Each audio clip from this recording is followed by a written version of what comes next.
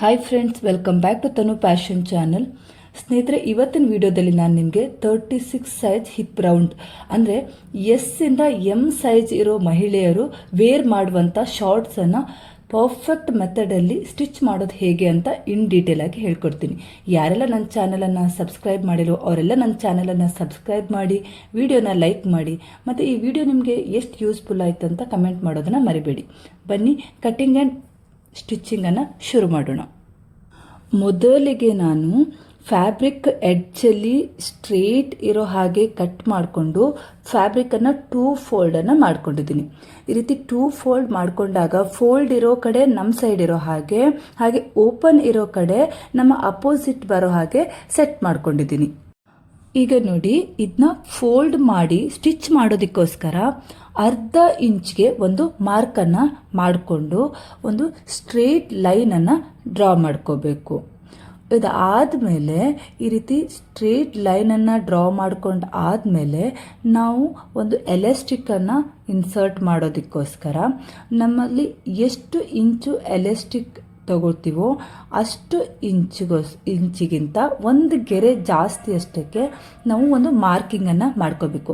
ನಾನಿಲ್ಲಿ 1.5 ಇಂಚು ಎಲಾಸ್ಟಿಕ್ಕನ್ನು ಬಳಸಿದ್ದೀನಿ. ಸೊ 1.5 ಇಂಚು ಪ್ಲಸ್ 1 ಗೆರೆ ಅಷ್ಟಕ್ಕೆ ಒಂದು ಮಾರ್ಕನ್ನು ಮಾಡಿಕೊಂಡು ಸ್ಟ್ರೇಟ್ ಲೈನನ್ನು ಡ್ರಾ ಮಾಡ್ಕೊಂಡಿದ್ದೀನಿ. ಇದಾದಮೇಲೆ ನಮ್ಮದು ಹಿಪ್ ರೌಂಡು ಆಮೇಲೆ +4 divided by 4 hip round +4 divided by 4 ಅಂದರೆ 36 + 4 ಡಿವೈಡೆಡ್ ಬೈ 4 = 10. ಸೊ 10 ಇಂಚ್ಗೆ ಒಂದು ಮಾರ್ಕಿಂಗನ್ನು ಮಾಡ್ಕೊಂಡಿದ್ದೀನಿ. ಹಾಗೆ ಕ್ರಾಚ್ ಕರ್ವ್ಗೋಸ್ಕರ ಹಿಪ್ ರೌಂಡ್ ಡಿವೈಡೆಡ್ ಬೈ 4 + 2 ಅಂದರೆ 36 ಡಿವೈಡೆಡ್ ಬೈ 4 + 2 ಅಂದರೆ 11 ಇಂಚ್ಗೆ ನಾವು ಒಂದು ಮಾರ್ಕನ್ನು ಮಾಡ್ಕೋಬೇಕು. ಈ ರೀತಿ ವಿಡ್ತ್ ಕಡೆಯಿಂದನೂ 10 ಇಂಚ್ ಮಾರ್ಕ್ ಮಾಡಿಕೊಂಡು ಒಂದು ಸ್ಟ್ರೇಟ್ ಲೈನನ್ನು ಡ್ರಾ ಮಾಡ್ಕೋಬೇಕು. ಈಗ ಇಲ್ಲಿಂದ ನಾವೇನು ಮಾಡಬೇಕು, 2.5 ಇಂಚಿಗೆ ಒಂದು ಮಾರ್ಕನ್ನು ಮಾಡಿಕೊಂಡು ಒಂದು ಚಿಕ್ಕ ಸ್ಟ್ರೇಟ್ ಲೈನನ್ನು ಹಾಕೋಬೇಕು. ಈ ರೀತಿ ಸ್ಟ್ರೇಟ್ ಲೈನನ್ನು ಹಾಕೊಂಡ್ಮೇಲೆ ನೋಡಿ, ನಾವೊಂದು ಸ್ಲೈಟಾಗಿ ಒಂದು ಕ್ರಾಚ್ ಕರ್ವನ್ನು ಡ್ರಾ ಮಾಡ್ಕೋಬೇಕು. ಇವೆರಡರ ಮಧ್ಯೆ ಒಂದು ಸ್ಲೈಟ್ ಕ್ರಾಚ್ ಕರ್ವನ್ನು ನಾನು ಈ ರೀತಿ ಡ್ರಾ ಮಾಡ್ಕೋತಿದ್ದೀನಿ. ನೋಡಿ, ಇಲ್ಲಿ ತುಂಬ ಡೀಪ್ ಕರ್ವ್ ಬೇಡ, ಸ್ವಲ್ಪ ಸ್ಲೈಟಾಗಿ ಕರ್ವ್ ಇದ್ರೆ ಸಾಕಾಗತ್ತೆ. ಈಗ ನಮಗೆ ಶಾರ್ಟ್ಸ್ನ ರೆಡಿ ಲೆಂತ್ ಬಂದು 15.5 ಇಂಚ್ ಬೇಕು. ಸೊ ನಾವೀಗ 15.5 ಇಂಚ್ಗೆ ಒಂದು ಮಾರ್ಕಿಂಗನ್ನು ಮಾಡ್ಕೋಬೇಕು. ಆಮೇಲೆ ಇಲ್ಲಿ ನೋಡಿ, ಕ್ರಾಚ್ ಮಾರ್ಕ್ಗಿಂತ ನಮಗೆ 1 ಇಂಚ್ ಜಾಸ್ತಿ ಡೌನ್ ಸೈಡಲ್ಲಿ ಮಾರ್ಕ್ ಬೇಕು ಅಂತಂದರೆ 10 ಇಂಚ್ ಬಿಡ್ತು plus 2.5 inch crouch curve plus 1 inch ಅಂದರೆ 13.5ಗೆ ಒಂದು ಮಾರ್ಕಿಂಗನ್ನು ಮಾಡಿಕೊಂಡು ಆ ಮಾರ್ಕಿಂಗಿಂದ ಈ ಕ್ರಾಚ್ ಕರ್ವ್ ಹತ್ರ ಒಂದು ಸ್ಲ್ಯಾಂಟಿಂಗ್ ಲೈನನ್ನು ನಾವು ಈ ರೀತಿ ನೀಟಾಗಿ ಡ್ರಾ ಮಾಡ್ಕೋಬೇಕು. ಈ ಥರ ಲೈನನ್ನು ಡ್ರಾ ಮಾಡ್ಕೊಂಡಾದ್ಮೇಲೆ ನೋಡಿ, ನಾವು ಆ ಕಡೆ ಕೂಡ 15.5 ಇಂಚ್ಗೆ ಒಂದು ಮಾರ್ಕನ್ನು ಮಾಡಿಕೊಂಡು ಇವೆರಡನ್ನು ಈ ರೀತಿ ಸ್ಟ್ರೇಟಾಗಿ ಸೇರಿಸ್ಕೋಬೇಕು. ಸೊ ಇಲ್ಲಿಗೆ ಫ್ರಂಟ್ ಪಾರ್ಟ್ ಮಾರ್ಕಿಂಗ್ ಕಂಪ್ಲೀಟ್ ಆಯಿತು. ನೋಡಿ, ಈಗ ಇಲ್ಲಿಂದ ಈ ಲೈನ್ ಮೇಲೆ ನೀಟಾಗಿ ಕಟ್ ಮಾಡ್ಕೋಬೇಕು. ಈ ರೀತಿ ನೀಟಾಗಿ ಕಟ್ ಮಾಡಿಕೊಂಡು ತೆಗೆದ ಮೇಲೆ ಫ್ರಂಟ್ ಪಾರ್ಟ್ ಕಟ್ಟಿಂಗ್ ಫಿನಿಶ್ ಆಯಿತು. ಇನ್ನು ಉಳಿದಿರೋದು back part cutting. Always remember, front ಪಾರ್ಟ್ಗಿಂತ ಬ್ಯಾಕ್ ಪಾರ್ಟಲ್ಲಿ ಸೈಜ್ ಸ್ವಲ್ಪ ಜಾಸ್ತಿ ಇಟ್ಕೋಬೇಕಾಗತ್ತೆ. ಫ್ರಂಟ್ ಪಾರ್ಟನ್ನು ಈ ರೀತಿ ಬ್ಯಾಕ್ ಪಾರ್ಟ್ ಕಟ್ಟಿಂಗ್ಗೆ ಅಂತ ಇಟ್ಕೊಂಡಿರೋ ಫ್ಯಾಬ್ರಿಕ್ ಮೇಲೆ ನೀಟಾಗಿ ಜೋಡಿಸಿ ಈ ರೀತಿ ಎಂಡ್ ಟು ಎಂಡ್ ಮಾರ್ಕಿಂಗನ್ನು ಮಾಡ್ಕೋಬೇಕು. ಸೊ ಫ್ರಂಟಲ್ಲಿ ಇರೋ ಹಾಗೆ ಈ ರೀತಿ ಬ್ಯಾಕಲ್ಲೂ ಕೂಡ ಈ ಥರ ಮಾರ್ಕಿಂಗನ್ನು ಮಾಡ್ಕೊಂಡು ಆದಮೇಲೆ ಇಲ್ಲಿಂದ ನೋಡಿ 2.5 ಇಂಚ್ ಎಕ್ಸ್ಟ್ರಾ ಮಾರ್ಕ್ ಮಾಡಿಕೊಂಡು ಇಲ್ಲಿ ಕ್ರಾಚ್ ಕರ್ವ್ ಹತ್ರ ಕೂಡ ಒಂದು 2.5 ಇಂಚನ್ನು ಎಕ್ಸ್ಟ್ರಾ ಮಾರ್ಕ್ ಮಾಡಿಕೊಂಡು ಈ ರೀತಿ ಸ್ಟ್ರೇಟ್ ಲೈನನ್ನು ಡ್ರಾ ಮಾಡ್ಕೋಬೇಕು. ನೋಡ್ತಾ ಇದ್ರಲ್ಲ, ಈ ಥರ ಸ್ಟ್ರೇಟ್ ಲೈನನ್ನು 2 ಕಡೆ ಡ್ರಾ ಮಾಡ್ಕೊಂಡು ಆದಮೇಲೆ ಈ ಪಾಯಿಂಟಿಂದ ನಾವೇನು ಮಾಡಬೇಕು, ಈ ಕೆಳಗಡೆವರೆಗೆ ಒಂದು ಸ್ಟ್ರೇಟ್ ಲೈನನ್ನು ಡ್ರಾ ಮಾಡ್ಕೋಬೇಕು. ಈ ರೀತಿ ಕ್ರಾಚ್ ಕರ್ವ್ ಹತ್ರದಿಂದ ಈ ಮೇಲ್ ಎಲಾಸ್ಟಿಕ್ ಲೆಂತ್ವರೆಗೂ ಒಂದು ಸ್ಟ್ರೇಟ್ ಲೈನನ್ನು ಡ್ರಾ ಮಾಡ್ಕೊಂಡಾದಮೇಲೆ ನಾವು ಫ್ರಂಟಲ್ಲಿ ಕ್ರಾಚ್ ಕರ್ವ್ ಕೊಟ್ಟ ಹಾಗೆಯೇ ಇಲ್ಲೂ ಸಹ ತುಂಬ ಸ್ಲೈಟಾಗಿ, ತುಂಬ ಡೀಪಾಗಿ ಕೊಡಬಾರ್ದು, ತುಂಬ ಸ್ಲೈಟಾಗಿ ಒಂದು ಕ್ರಾಚ್ ಕರ್ವನ್ನು ಡ್ರಾ ಮಾಡ್ಕೋಬೇಕು. ಇನ್ನು ಇಲ್ಲಿ ಡೌನ್ ಸೈಡಲ್ಲಿ ನಾವು 2 ಇಂಚ್ ಎಕ್ಸ್ಟ್ರಾ ತೊಗೋಬೇಕು. ಬ್ಯಾಕ್ ಸೈಡ್ಗಿಂತ ಇಲ್ಲಿ 2 ಇಂಚ್ ಎಕ್ಸ್ಟ್ರಾ ತೊಗೋಬೇಕು. ಈಗ ಈ ರೀತಿ 2 ಇಂಚ್ ಎಕ್ಸ್ಟ್ರಾ ತೊಗೊಂಡು ಇಲ್ಲಿಂದ ನಾವು ಕ್ರಾಚ್ ಕರ್ವ್ ಸೈಡಲ್ಲಿ ಒಂದು ಸ್ಟ್ರೇಟ್ ಲೈನನ್ನು, ಅದು ಸ್ವಲ್ಪ ಸ್ಲ್ಯಾಂಟ್ ಬರುತ್ತೆ, ಆ ರೀತಿ ನಾವು ಈ ಥರ ಡ್ರಾ ಮಾಡಿ ಒಂದಕ್ಕೊಂದು ಸೇರಿಸ್ಕೋಬೇಕು. ಈಗ ನೋಡಿ, ಇಲ್ಲಿ ಮತ್ತೆ ನಾವು 2 ಇಂಚನ್ನು ಎಕ್ಸ್ಟ್ರಾ ತೊಗೋಬೇಕಾಗತ್ತೆ ಬ್ಯಾಕ್ ಸೈಡಲ್ಲಿ. ಬಿಕಾಸ್ ಆಗಲೇ ಹೇಳಿದ್ದೆ ನಾನು, ಸ್ವಲ್ಪ ಇದಕ್ಕೆ ಜಾಸ್ತಿ ಸೈಜು ತೊಗೋಬೇಕಾಗತ್ತೆ ಅಂತ. ಸೊ ಇಲ್ಲಿಂದ ಇಲ್ಲಿಗೆ ನಾವು ಸ್ಲ್ಯಾಂಟಾಗಿ ಈ ರೀತಿ ಕ್ರಾಸ್ ಲೈನನ್ನು ಡ್ರಾ ಮಾಡ್ಕೋಬೇಕಾಗತ್ತೆ. ನೋಡಿ, ಅದಾದಮೇಲೆ ಈ ಲೈನ್ ಟು ಲೈನ್ ಇದ್ರ ರೀತಿ ಕಟ್ ಮಾಡಿ ತೆಗಿಬೇಕು.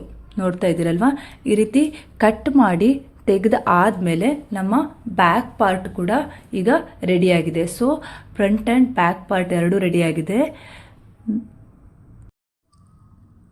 ಈ ರೀತಿ ಫ್ರಂಟ್ ಆ್ಯಂಡ್ ಬ್ಯಾಕ್ ಎರಡರ ಮಾರ್ಕಿಂಗ್ ಮತ್ತು ಕಟ್ಟಿಂಗ್ ಎರಡು ಕಂಪ್ಲೀಟ್ ಆದಮೇಲೆ ಇವೆರಡನ್ನು ಈ ಸೈಡಲ್ಲಿ ಕಟ್ ಮಾಡಿ ಸಪ್ರೇಟ್ ಮಾಡ್ಕೋಬೇಕು.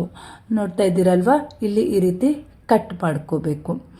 ಎರಡನ್ನು ಕೂಡ, ಫ್ರಂಟ್ ಮತ್ತು ಬ್ಯಾಕ್ ಎರಡನ್ನು ಕೂಡ ಈ ರೀತಿ ನೀಟಾಗಿ ಕಟ್ ಮಾಡಿ ಸಪ್ರೇಟ್ ಮಾಡಿ ಆದಮೇಲೆ ನೋಡಿ, ಈ ಥರ ಎರಡನ್ನು ಸಪ್ರೇಟ್ ಮಾಡ್ಕೊಂಡಿದ್ದೀನಿ.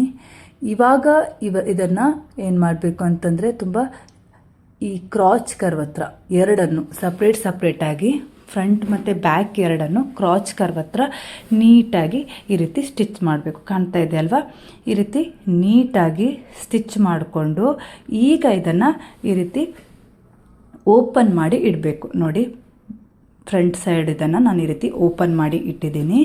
ಅದೇ ರೀತಿ ಈ ಫ್ರಂಟ್ ಪಾರ್ಟ್ ಕಟ್ಟಿಂಗ್ ಮೇಲೆ ನಾವು ಬ್ಯಾಕ್ ಪಾರ್ಟ್ ಕಟ್ಟಿಂಗನ್ನು ಅದರ ಒಂದಕ್ಕೊಂದು ಇದು ಅಪೋಸಿಟ್ ಬರೋ ಹಾಗೆ ನೋಡ್ತಾ ಇದ್ದೀರಲ್ವ, ಈ ರೀತಿ ಒಂದರ ಮೇಲೆ ಒಂದು ಅದು ಅಪೋಸಿಟ್ ಬರೋ ಹಾಗೆ ಈ ರೀತಿ ಸೆಟ್ ಮಾಡ್ಕೋಬೇಕು.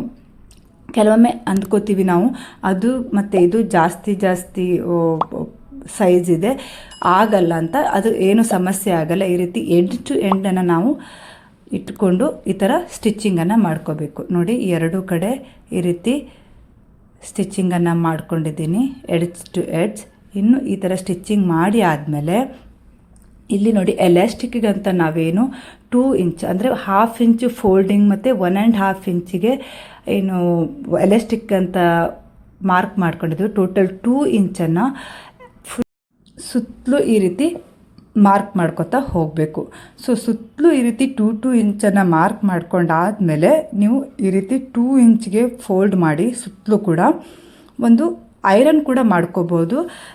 ಇಲ್ಲ ಪರವಾಗಿಲ್ಲ ಅಂತಂದರೆ ಹಾಗೆ ಸಹ ಸ್ಟಿಚ್ ಮಾಡ್ಕೋಬೋದು. ಈ ರೀತಿ 1/2 ಇಂಚನ್ನು ಫೋಲ್ಡ್ ಮಾಡಿಕೊಂಡು 1.5 ಇಂಚು ಸೈಜಿಗೆ ನೀವು ಫುಲ್ ಇದನ್ನು ಸ್ಟಿಚ್ ಮಾಡಬೇಕು. ಸುತ್ತಲೂ ಸಹ ಸ್ಟಿಚ್ ಮಾಡಬೇಕು. ನೋಡ್ತಾ ಇದ್ದೀರಲ್ವ, ಈ ರೀತಿ ಸುತ್ತಲೂ ಈ ರೀತಿ ಸ್ಟಿಚ್ ಮಾಡಿಕೊಂಡು ಒಂದು 2 ಇಂಚ್ ಆಗುವಷ್ಟು ಇಲ್ಲಿ ಬ್ಯಾಕ್ ಸೈಡಲ್ಲಿ ನೋಡಿ ನಾನು ಹಾಗೆ ಬಿಟ್ಕೊಂಡಿದ್ದೀನಿ. ಇದನ್ನು ಎಲಾಸ್ಟಿಕ್ಕನ್ನು ಇನ್ಸರ್ಟ್ ಮಾಡೋಕ್ಕೋಸ್ಕರ ಹಾಗೆ ಬಿಟ್ಟಿದ್ದೀನಿ.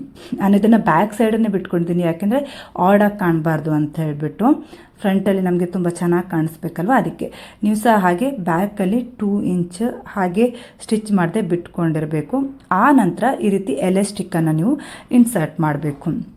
ನೀವು ಪಿನ್ ಸಹಾಯದಿಂದ ಕೂಡ ಎಲಾಸ್ಟಿಕ್ಕನ್ನು ಇನ್ಸರ್ಟ್ ಮಾಡಿಬಿಟ್ಟು ಅದನ್ನು ಈ ರೀತಿ ರಫ್ ಹಾಕ್ಕೋಬೇಕು. ಒಂದರ ಮೇಲೆ ಒಂದು ಎಡ್ಜಲ್ಲಿ ಒಂದರ ಮೇಲೆ ಒಂದಿಟ್ಟು ಈ ರೀತಿ ರಫ್ ಹಾಕ್ಕೊಂಡು ಅದನ್ನು ನೀಟಾಗಿ ಒಳಗಡೆ ಸೇರಿಸಿಬಿಟ್ಟು ಈ ಥರ ನೀಟಾಗಿ ಸೇರಿಸಿ ಆದಮೇಲೆ ಅದರ ಮೇಲೆ ನಾವು ಇನ್ನೊಮ್ಮೆ ಈಗ ಕಂಟಿನ್ಯೂಸ್ ಆಗಿ ಮತ್ತೆ ಸ್ಟಿಚ್ಚನ್ನು ಹಾಕ್ಕೊಂಡು ಸೇಮ್ ಫ್ರಂಟ್ ಆ್ಯಂಡ್ ಬ್ಯಾಕಲ್ಲಿ ಸ್ಟಿಚಿಂಗ್ ಕಂಪ್ಲೀಟ್ ಮಾಡ್ಕೋಬೇಕು. ಈಗ ನೋಡಿ, ಈ ಕೆಳಗಡೆಯಲ್ಲಿ 1/2 ಇಂಚಿಗೆ ಅಥವಾ ಒಂದೊಂದು ಇಂಚಿಗೆ ನೀವು ಫೋಲ್ಡಿಂಗನ್ನು ಮಾಡಿಕೊಂಡು ಸುತ್ತಲೂ ಸ್ಟಿಚ್ಚಿಂಗನ್ನು ಮಾಡ್ಕೋಬೇಕು. ನೋಡಿ, ನಾನು ಈ ಥರ ತುಂಬ ನೀಟಾಗಿ ಸ್ಟಿಚ್ಚಿಂಗನ್ನು ಮಾಡ್ಕೊಂಡಿದ್ದೀನಿ ಎರಡೂ ಕಡೆ. ಈ ರೀತಿ ಸ್ಟಿಚ್ಚಿಂಗನ್ನು ಮಾಡ್ಕೊಂಡಾದಮೇಲೆ ಈ ಕ್ರಾಚ್ ಕರ್ವ್ ಹತ್ರ ನೀವು ನೀಟಾಗಿ ಹಿಡಿದು ಈಚೆಯಿಂದ ಎಂಡ್ವರೆಗೂ ಒನ್ ಎಂಡ್ ಟು ಅದರ್ ಎಂಡ್ವರೆಗೆ ನೀವು ನೀಟಾಗಿ ಸ್ಟಿಚ್ ಮಾಡ್ಕೋಬೇಕು. ಕಾಣಿಸ್ತಾ ಇದೆ ಅಲ್ವಾ, ಈ ರೀತಿ ಕ್ರಾಚ್ ಹತ್ರ ನಾನು ಎಷ್ಟು ನೀಟಾಗಿ ಸ್ಟಿಚ್ ಮಾಡ್ಕೊಂಡಿದ್ದೀನಿ. ಇಲ್ಲಿಗೆ ಈ ರೀತಿ ಸ್ಟಿಚ್ಚಿಂಗ್ ಕಂಪ್ಲೀಟ್ ಆಗಿದೆ. ಈಗ ನೋಡಿ ಹೇಗೆ ಕಾಣ್ತಾ ಇದೆ ಅಂತ, ತುಂಬಾ ಚೆನ್ನಾಗಾಗಿದೆ. ಇನ್ನು ನೀವೇನು ಮಾಡ್ಬೋದು ಅಂತಂದರೆ ಇಲ್ಲಿ ಲೇಸನ್ನು, ಅದಕ್ಕೆ ಸೂಟೇಬಲ್ ಆಗುವಂತಹ ಲೇಸನ್ನು ಕೊಟ್ಕೊಂಡ್ರೆ ನಿಮ್ಗೆ ಇನ್ನೂ ತುಂಬ ಸುಂದರವಾಗಿ ಕಾಣಿಸುತ್ತೆ. ನಾನು ನೋಡಿ ಇಲ್ಲಿ ಏನು ಮಾಡಿದ್ದೀನಿ, ಇದಕ್ಕೆ ಸೂಟ್ ಆಗುವಂತಹ ಒಂದು ಲೇಸನ್ನು ಇಲ್ಲಿ ಕೊಡಲಿಕ್ಕೆ ಪ್ರಯತ್ನ ಮಾಡ್ತಾ ಇದ್ದೀನಿ. ಸೊ ಇಲ್ಲಿ ಇದನ್ನು ಬೇಕಿದ್ರೆ ನೀವು ಕಂಟಿನ್ಯೂಯಸ್ ಫ್ರಂಟ್ ಆ್ಯಂಡ್ ಬ್ಯಾಕ್ ಕೂಡ ಕೊಟ್ಕೋಬೋದು, ಇಲ್ಲ ಫ್ರಂಟ್ ಮಾತ್ರ ಸಾಕು ಅಂದವರು ಫ್ರಂಟ್ ಮಾತ್ರ ಕೊಟ್ಕೋಬೋದು. ನಾನಿಲ್ಲಿ ಓನ್ಲಿ ಫ್ರಂಟ್ ಸೈಡ್ ಮಾತ್ರ ಲೇಸನ್ನು ಕೊಟ್ಟಿದ್ದೀನಿ. ನೋಡಿ ತುಂಬಾ ಚೆನ್ನಾಗಿ ಕಾಣಿಸ್ತಾ ಇದೆ. ನೀವು ಕೂಡ ವಿಡಿಯೋನ ನೋಡಿಕೊಂಡು ತುಂಬಾ ಸುಂದರವಾಗಿ ಶಾರ್ಟ್ಸನ್ನು ಸ್ಟಿಚ್ಚಿಂಗ್ ಮಾಡ್ಕೊಳ್ಳಿ. ವಿಡಿಯೋ ನೋಡಿ ಸ್ಟಿಚ್ ಮಾಡಿಕೊಂಡು ವಿಡಿಯೋ ಲೈಕ್ ಮಾಡಿ, ವಿಡಿಯೋ ನಿಮಗೆ ಎಷ್ಟು ಯೂಸ್ಫುಲ್ ಆಯಿತು ಅಂತ ಕಮೆಂಟ್ಸ್ ಮಾಡೋದನ್ನು ಮರಿಬೇಡಿ ಅಂತ ಹೇಳ್ತಾ ಮುಂದಿನ ವಿಡಿಯೋದಲ್ಲಿ ಮತ್ತೆ ನಿಮ್ಮನ್ನು ಭೇಟಿ ಆಗ್ತೀನಿ. ಧನ್ಯವಾದಗಳು.